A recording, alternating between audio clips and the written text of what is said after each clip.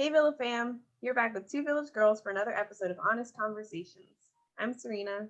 And I'm Angie. As we continue talking about growth and change from the lenses of childcare workers, this week we will be telling you about racism and violence. We all experienced some sort of racism, some sort of violence while we were younger as kids. So that's what we're going to talk about today.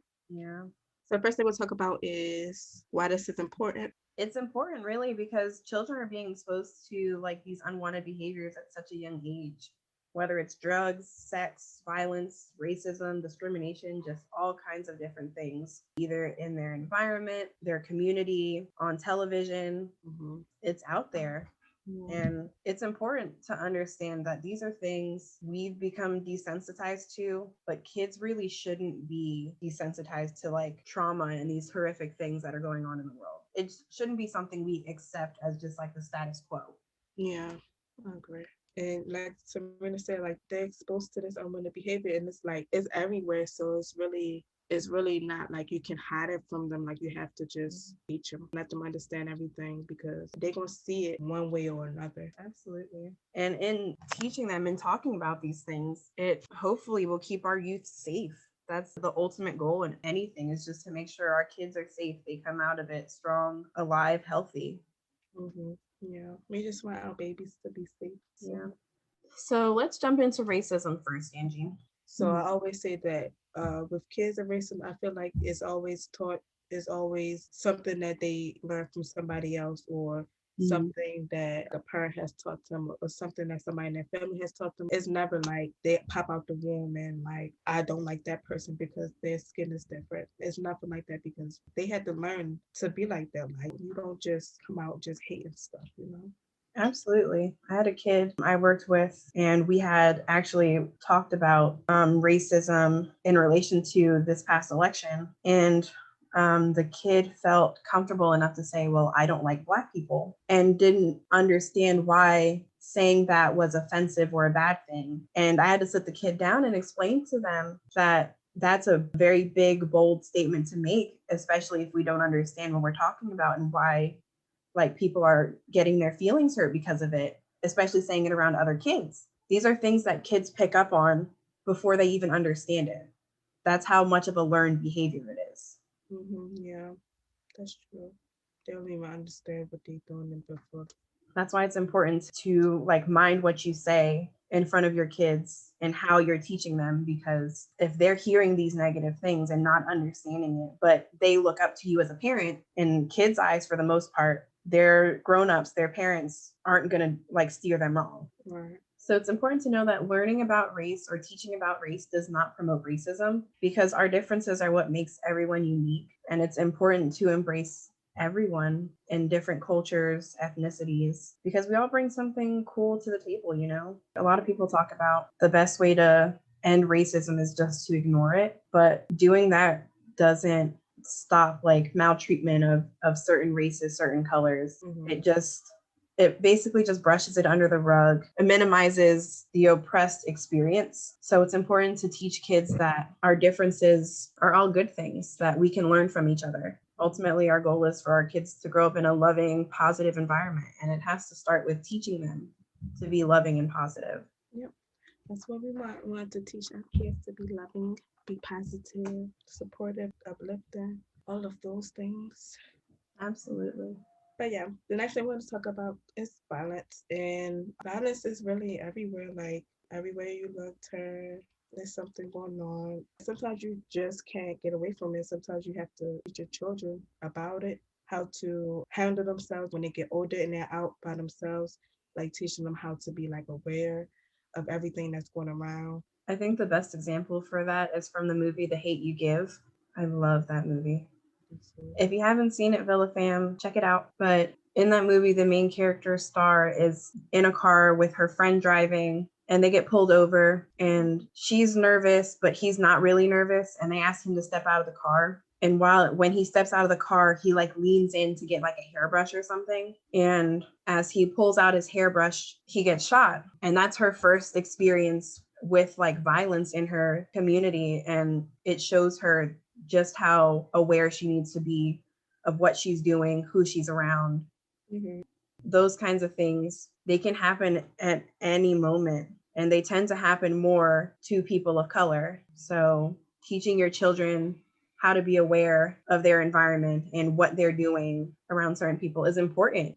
I think a lot of kids just be in their phones sometimes or have their earphones in or Yeah. not really paying attention. So they need to just have like more awareness on like what's going on around them, what's going on, not just in their phone, like literally everything around them. It could be the street, it could be in front of them, behind them. You have to know what's going on because if you just walk in with Hmm. your earphones and you can't hear anything that's going, anything can happen, you know. Even just the people there around, Hmm. because it's a lot of times things happen at the like you just in a like wrong place at the wrong time Yeah. and things happen. So yeah. But honestly, it unfortunately comes down to survival, teaching them how to navigate situations that can become violent. And in the movie, The Hate You Give, there's actually like the dad gives them a talk on how to navigate through the world as a Black child. Having that understanding that you are safe, but still be cautious of anything, because at any point, something can go south just that quickly. So here are some things between Angie and I that we feel like our children in today's society could use to hopefully uplift the environment that they're in. Starting with like places to play and socialize, such as rec centers. Absolutely, yeah. We have very few in Baltimore. So recreation centers are there to put in place so that they can have a safe place to play, have get involved in like different activities, basketball, like sports, cooking, dancing, whatever the case may be. Get them entertained, keep them occupied so that they won't have to be, out in the street. Absolutely.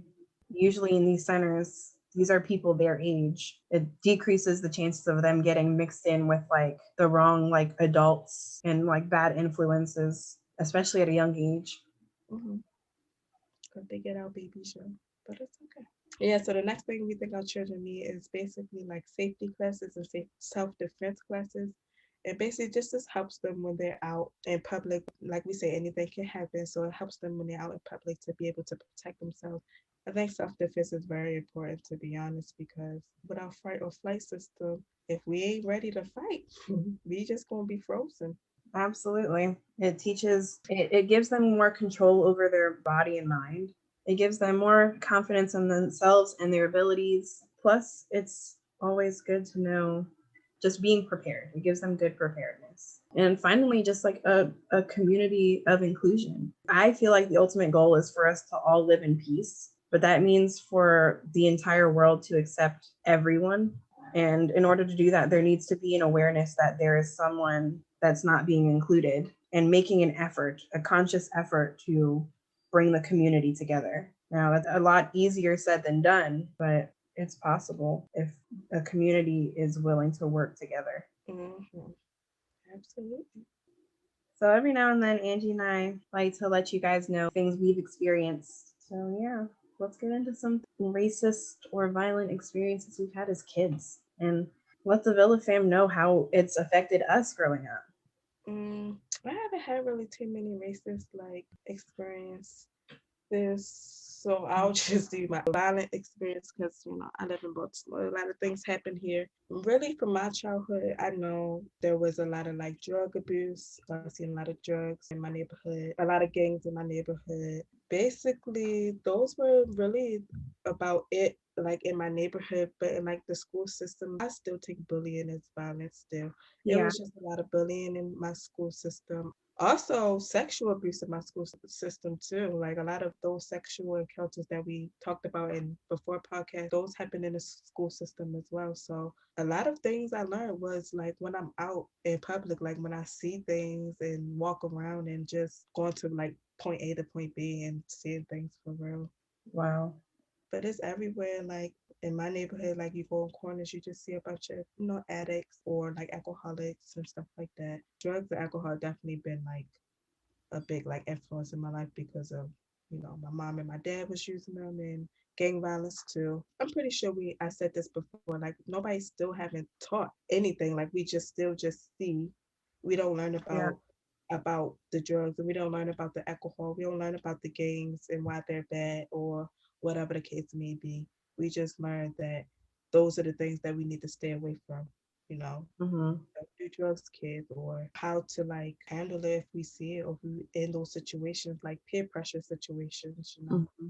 It's crazy looking back, especially. I never thought of it like that. Like these really are things that are just, we're told nothing about it except don't do it. Don't do it, yeah. Don't do sex, don't do drugs, don't drink, don't smoke. Yeah, it's a lot. And y'all can't just say don't without like explanation of why, because obviously if y'all just say don't and we're kids, we're going to be curious into why we can't do this such thing. Mm-hmm. Something does it like The brain of a growing child.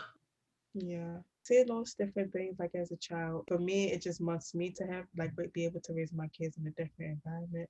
But like wherever you go, they have their different problems. Mm-hmm. Like you running into another problem once you go to a different place. Oh, absolutely. But like being raised like in this neighborhood, it definitely wants me to raise my kids in a better neighborhood, one that doesn't have so much things when you just walk outside. Mm-hmm. I don't want them to walk outside and have to see like just a bunch of drug dealers standing on the corner. But also at the same time, it helped me to know like those different things, like those people are out there. Like I'm more aware of those things instead of just not knowing anything about them at all. Mm-hmm. To this day, I don't like being outside at nighttime. It's just so much bad things happen. So it's better to be in the house. Other than that, I'll just be in the house. Me too, sis. Me too. One of the biggest like race experiences that I have dealt with was actually when I was 15, 16-ish. And I was out at the store with my friends. I will never forget. This was the store in Towson Mall, and they sold all the fancy like technology, including like massage chairs and stuff. And so there's a massage chair in the store that you can sit in and like get a sample experience in there. And when me and my friends walked in, the lady immediately starts like yelling at us because we're too loud and we need to watch what we're saying, watch our mouths and stuff. And we're like, okay, cool. So I go for this massage chair and I go to sit in it. And the lady comes up to me and she tells me that I'm not allowed to sit in it until I show her some ID. And so I go like into my bag, and as I'm going into my bag to pull out my ID, she leaves and she goes to like the cash register. So I go and I wait for the lady at the cash register, and she's like taking all these customers ahead of me. And I'm just like, okay, whatever, it's not a big deal. But then afterwards, she just like walks away, and this other kid also around my age who happens to be white is sitting in the chair, and she goes and she sets him up in the chair, no ID asked, no nothing, just sets him up, pushes all the buttons, gets him all nice and reclined in the back or leaning back, and just completely like brushed me off. And I'm just like, ma'am, I'm trying to show you my ID. And she makes the comment of me not being able to afford it. And I'm just like you don't know me, you don't know anything about me, you don't know how much money I have basically. And like walking out of the store, I just sat and I processed, and I'm like, because at the time I just thought, I'm young, and she was judging me based on my age. But like walking out of the store, and I sat with my friends, and I'm just like, I just got like racially profiled. She believed that because I was Black, I couldn't afford it, I didn't deserve to sit in it, Uh-huh. and she wasn't gonna service me basically. And it was just like the weirdest experience processing it, because like these are things like you never know when it's gonna be you. Yeah, that's true. The takeaway from that was like, I really just didn't understand what was happening. I've always like prided myself in being like a nice person, very like friendly. So for someone to do that to me, it was just kind of like, it just was like I was shell shocked. Like I have to remember that I'm Black, and that not everyone is going to be nice to me because I'm a nice person. Back to that saying of safe but cautious, Yeah. keeping in mind that there are going to be times where people are just going to judge me based on my race alone and nothing else. Because I never got a chance to give her my ID. I walked out of the store after that, and I had half a mind to go back in there and buy the chair because I knew I had enough money for the chair and then some. And I made like this whole elaborate plan of like buying the chair, getting the manager in there to just so I could return the chair, just to like spite them and make them go through all the work. I chose to be the bigger person. Life's crazy, man. Yeah, for sure.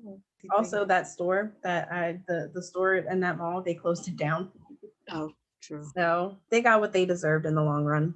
That's so crazy that happened to you. But yeah, like we say, like things happen, and you want our kids to be prepared, be able to know how to handle situations such as those, Yeah. But thanks for tuning in again to another episode with Two Village Girls. Please subscribe to our channel if you're new. If you have any comments or suggestions, please leave them down below. Also, go ahead and hit that bell to get notified when new videos drop. Please check out our Facebook and Instagram at Two Village Girls for updates and weekly inspiration. As always, we want to see you out with some positive vibes to get you through the rest of your week. This week's inspirational quote is by Martin Luther King Jr., who says, I refuse to accept the view that mankind is so tragically bound to the starless midnight of racism and war that the bright daybreak of peace and brotherhood can never become a reality. I believe that unarmed truth and unconditional love will have the final word, period. Thanks, Philip. Bye. Bye.